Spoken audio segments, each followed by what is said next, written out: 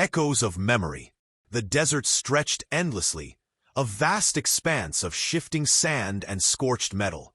Sunlight burned through a haze that never fully lifted, casting mirages of structures that had long crumbled to dust. Rylan adjusted the straps of his pack and moved with careful rhythm, aware that every footfall displaced more than sand. It stirred echoes. These echoes were faint, almost imperceptible, yet persistent. Whispers of lives, of memories, long abandoned yet strangely alive. He had come searching for fragments, the remnants of the old world, remnants that promised knowledge or danger. The blackout had not only broken the flow of information, it had scattered memory itself, leaving behind shards of consciousness embedded in objects, in soil, in the bones of cities now buried. Some called them haunted artifacts. Others treated them as currency. Rylan knew better. They were unstable, unpredictable, and occasionally lethal. A half-buried cylinder caught his eye, its metal surface corroded by sand and sun. He knelt and brushed off layers of grit, revealing a sequence of symbols faintly etched along its side. As he traced the lines with a finger, a tremor passed through him. A subtle vibration that was neither mechanical nor natural. The air seemed to thicken, charged with a presence that had been dormant for decades. He knew the risk.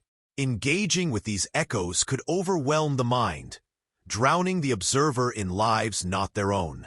Yet curiosity propelled him forward. Rylan activated a small interface on his wrist, linking the cylinder to his portable processor.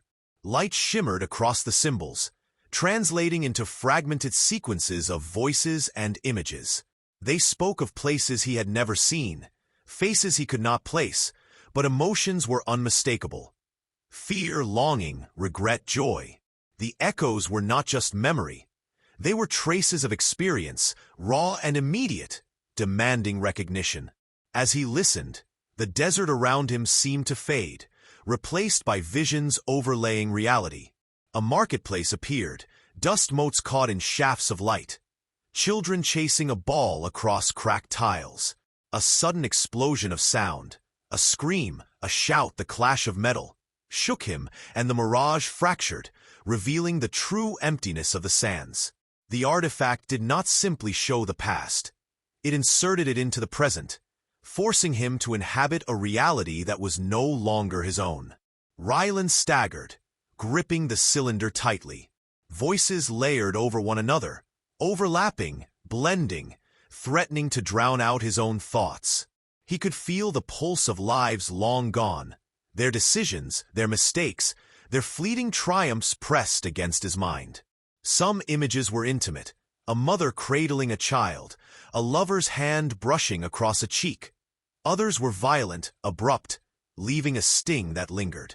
The echoes demanded attention, a witness. Ignoring them risked corruption. Immersing too fully risked obliteration. He tried to step back, but the desert resisted. Footprints shifted beneath his boots, sand reshaping itself to mimic pathways from the visions. Each step felt heavier, weighted by the accumulated presence of those who had existed here before. The artifact pulsed again, synchronizing with his heartbeat, drawing him further into the temporal gravity of the echoes. He realized that the desert itself had become a vessel, a container of memory, and he had stumbled into its deepest reservoir. A flicker of movement drew his gaze. A figure, indistinct and wavering, emerged from the mirage, walking toward him across the sand. Its features were fluid, shifting between age, gender, and expression, yet there was intentionality in its stride. It stopped a few paces away, extending a hand as if to offer guidance or a warning. Rylan hesitated, feeling the brush of consequences that might ripple from this contact. He understood instinctively. The figure was a projection, a guardian of the memory, a fragment assigned to protect or perhaps test those who dared uncover the truth. The sun began its descent, and shadows stretched long across the desert, intertwining with the echoes. Time itself seemed to bend, compressing the hours into a tight coil of perception. Ryland's mind spun with possibilities, each more precarious than the last. To take the cylinder further meant confronting the heart of the desert's memory, potentially unlocking truths that could destabilize not only his understanding, but the fragile balance of the remnants of civilization. Yet leaving it behind would mean abandoning knowledge, forsaking insight that might never surface again. He weighed the choice with care. The echoes were insistent, insidious, capable of leading him astray or revealing hidden truths. Ryland adjusted the cylinder in his hands, feeling the subtle vibration synchronize with his own pulse. His senses heightened, alert to every shift in the sand, every flicker of light and shadow, every whisper carried on the wind. The desert was alive with memory, a repository of experiences demanding acknowledgement, and he was no longer a mere traveler. He was a participant, a witness, and a potential custodian. Ryland stepped forward, determined to follow the echoes despite the risk. The artifact thrummed in response, and the desert seemed to bend around his path, guiding him through overlapping layers of past and present. Each grain of sand, each shimmer of heat, seemed encoded with stories, waiting for him to interpret, to bear witness, to survive the onslaught of recollection. The journey ahead was uncertain, and the consequences of discovery remained veiled. Yet he moved with resolve. The echoes of memory were not merely remnants. They were a challenge, a warning, and an invitation. The artifact pulsed more insistently now, each vibration resonating with the thrum of Ryland's own heartbeat. The desert around him had faded entirely, replaced by a shifting panorama of overlapping moments. Moments of strangers, moments of cities that no longer existed, moments of lives cut short. He realized that the cylinder was not merely a vessel of memory, but a lens through which the past pressed against the present, demanding engagement. Ryland adjusted the interface, attempting to filter the flood of impressions. Faces solidified for brief intervals. A woman with sorrow etched in her eyes, a child clutching a tattered toy, a man staring into a machine whose purpose he could not discern. Each image carried its own weight, emotions layered atop memories like sediment. The longer Ryland observed, the more he felt himself drawn into the tide, the line between his consciousness and the echoes blurring with every pulse. A sudden wave of sound slammed into him. Laughter, screams, whispers, and music from places long forgotten. He staggered, clutching the cylinder, feeling a nausea that was both physical and mental. Every step backward seemed to drag him deeper into the labyrinth of recollection. The desert, if it still existed, was irrelevant. Here, the landscape was temporal, fluid, and ruthless. Ryland had not merely uncovered memory. He had become entangled in it. He tried to focus, to anchor himself with fragments of his own identity, but the echoes were insistent. They pressed, insinuated themselves, tugged at the edges of his mind. One vision solidified into clarity. A laboratory long abandoned, filled with humming machinery and rows of cylinders identical to the one in his hands. Inside, faceless figures worked methodically, recording, preserving, discarding. A shiver ran through him. This was not just a relic of memory. It was evidence, a mechanism of control, a remnant of those who had sought to dominate thought itself. Ryland's pulse quickened. The echoes responded, as if aware of his realization. The laboratory scene flickered violently, overlaying with streets he knew, alleys filled with rubble, and people he had seen in fragments of other visions. It was chaotic, disorienting, a temporal collision of places, times, and intentions. He understood, with a sinking certainty, that the artifact did not merely store memory. It preserved influence, a hidden power over perception and choice. To misstep here could ripple consequences far beyond the desert, beyond himself. The figure from earlier appeared again, hovering near the edge of perception. Its form was even more fluid now, unstable, but it exuded intention. A silent warning radiated from it. Continue and risk being consumed by the memory. Retreat and leave the knowledge incomplete. The artifact vibrated in his hands, a pulse synchronous with both fear and possibility. Rylan weighed the risk. He could leave the cylinder and its echoes behind, or engage fully, risking mind and body to unravel its secrets. Choosing action, he advanced. The echoes coalesced around him, creating pathways of light and shadow. The laboratory overlay stabilized partially, revealing details he had missed in the first surge. Scribbled notes, fragmented logs of human subjects, and maps indicating distant sites where other cylinders might lie. His mind raced. Each revelation carried implications: ethical, practical, moral. To take the knowledge was to inherit responsibility, perhaps a burden too heavy for a single person. Rylan's thoughts were interrupted by a sudden surge of tactile memory. He felt the weight of the cylinder as though it were alive, its vibrations mimicking the pulse of a living being. Each thrum aligned with fragments of emotions embedded in its history: fear, desperation, hope. The desert beyond no longer mattered. His reality was now woven entirely from the interlocking lives contained within the artifact. He realized that understanding required immersion. He could not remain detached without losing the truth entirely. He activated the interface further, drawing deeper into the lattice of memories. Faces became clearer, conversations more intelligible, yet every step brought new challenges. Some echoes resisted, pushing back, causing nausea, vertigo, even moments of emotional overwhelm. He had to navigate carefully, threading through layers of memory without collapsing under their weight. Each choice, what to observe, what to prioritize, what to ignore, was consequential. He felt as though the artifact was testing him, evaluating whether he was worthy of what it contained.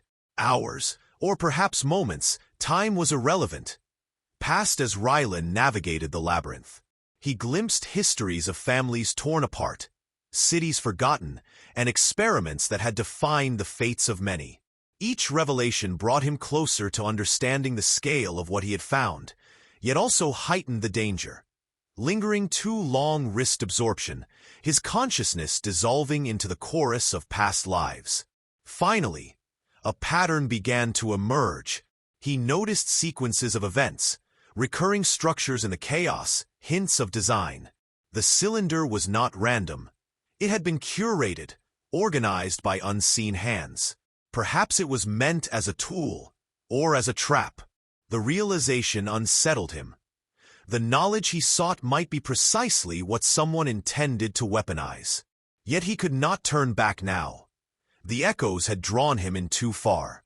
His next step would determine whether he survived the desert of memory or became part of it. Rylan pressed onward. Guided by the fragile threads of coherence he could discern within the tumult of the echoes. The desert had vanished entirely from his perception, replaced by a landscape of interwoven memories. Streets of crumbling cities flowed into chambers filled with humming machinery. Faces of strangers morphed seamlessly into his own, and moments of despair flickered beside instances of joy.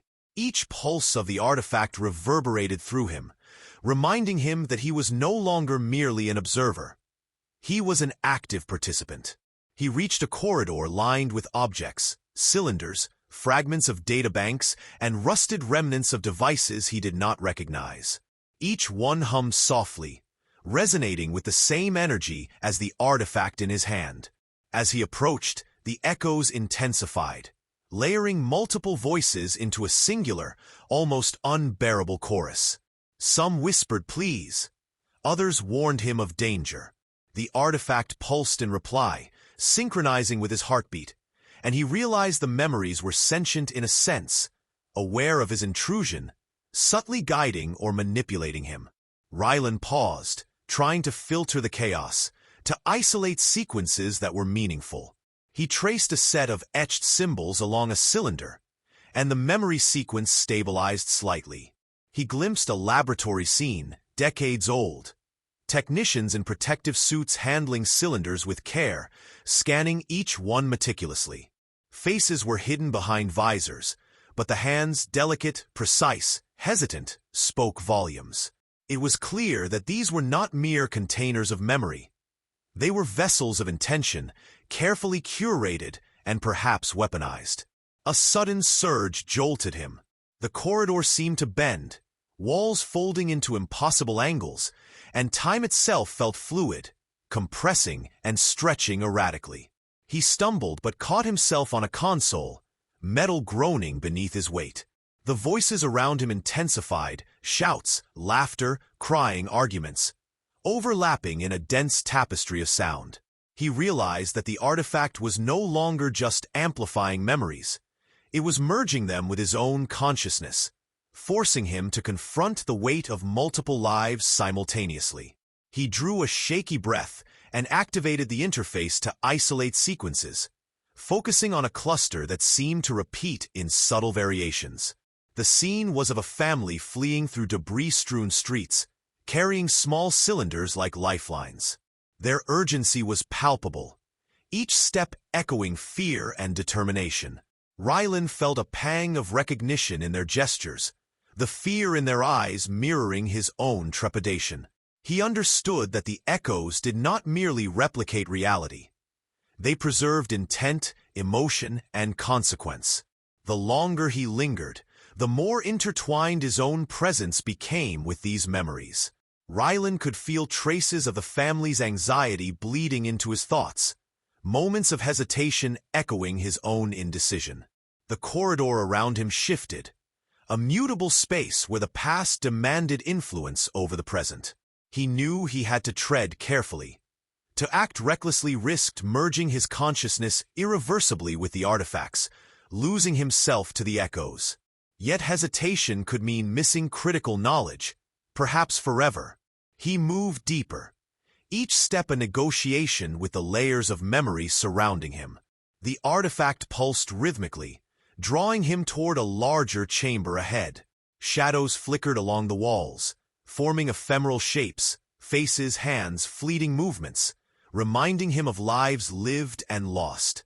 The corridor narrowed, funneling him into a space where the echoes were denser, almost solid. He reached out to touch a cylinder and felt a jolt of vivid recollection, a moment from someone else's past searing across his consciousness. It was disorienting, almost painful, yet illuminating. Rylan's thoughts swirled, grappling with the implications. Each artifact was a repository not only of memory but of consequence. Someone somewhere had deliberately curated these fragments, perhaps to preserve knowledge, perhaps to manipulate, perhaps to punish. He could sense patterns emerging, but the sheer volume of intertwined lives made clarity a challenge. He realized that the journey through these echoes was not just about uncovering the past. It was about understanding the forces that had shaped the post-blackout world, forces that remained hidden yet profoundly influential. A flicker of motion drew his attention. The figure he had seen before hovered nearby, almost translucent, its presence a reminder that he was being observed, tested, or perhaps guided. Its form was less defined, more fluid, suggesting that the artifact itself was aware of his interaction. It did not speak, yet the warning was implicit. Continue too far, and the memories could overwhelm him. Retreat, and the insights would remain incomplete, locked away in the lattice of echoes. Rylan took a deliberate step forward, the artifact resonating strongly in his hands. He felt the pulse synchronize with the rhythm of the memories surrounding him. The corridor opened into a larger chamber, where countless fragments of memory floated like suspended droplets, glowing faintly against the dim backdrop. The challenge ahead was clear.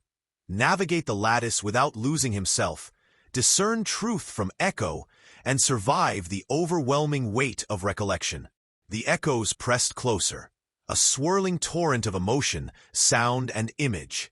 Rylan steadied himself, realizing that the artifact demanded engagement, not passive observation. His next actions would define whether he emerged intact or became yet another fragment, absorbed into the endless reverberations of memory. The chamber seemed to pulse with anticipation, a final test before revelation. a crucible of understanding waiting to unfold. Ryland stepped into the center of the chamber, the artifact thrumming urgently in his hands. Memory fragments swirled around him, a cyclone of lives, choices, and consequences. Each pulse of the cylinder resonated with a human heartbeat he did not know, echoing sorrow, hope, and fleeting joy. He could feel them pressing against the edges of his mind, demanding acknowledgement, pleading for witness, threatening to subsume his own identity. He closed his eyes, trying to anchor himself, but the echoes would not relent. Faces flashed, children, lovers, strangers he would never meet. Voices layered upon voices, a chorus of urgency and despair. The artifact was not just a repository of memory. It was alive, demanding engagement, testing the resilience of its observer. Ryland realized he could not simply extract knowledge. He had to negotiate with it, move carefully, or risk losing himself entirely. A vision solidified. A man placing a cylinder in the sand, whispering instructions to unseen heirs. The memory pulsed with purpose, a fragment of deliberate design embedded within chaos. Ryland understood that these artifacts were curated, shaped with intention, meant to preserve more than data. They carried influence, a fragile continuity of thought and consequence beyond the blackout. The weight of responsibility pressed down, heavy, almost unbearable. He adjusted the interface, guiding the artifact's energy outward, stabilizing fragments that threatened to overwhelm him. Slowly, the chamber's storm of memories coalesced into coherent sequences. Lives intertwined, lessons encoded, failures and triumphs preserved. Ryland felt the full scale of what he had discovered. A mosaic of humanity's remnants, chaotic yet purposeful, fragile yet enduring. When he finally lowered the cylinder, the chamber stilled. The echoes lingered, faint now, like distant tides. He breathed, aware that he had survived the immediate onslaught, yet nothing had truly ended. The artifact remained in his hands, a vessel of endless possibility and danger. Every choice he made would ripple forward, affecting lives he could not fully see. The desert, the chamber, the swirling memories, all were now part of him, imprinted on his consciousness. Ryland stepped back, uncertainty pressing against him. The echoes were contained, but their weight lingered. He had navigated the labyrinth, touched its heart, yet the consequences of this knowledge remained unknown. He knew one thing. He could never unsee what he had witnessed, never forget the intertwined lives he had momentarily held. The artifact hummed softly, a pulse echoing his own, inviting, warning, insistent. Ryland's eyes traced the glow of countless memories, and he stepped forward into the unknown, aware that the path ahead was uncharted, and that survival was only the beginning. The echoes waited,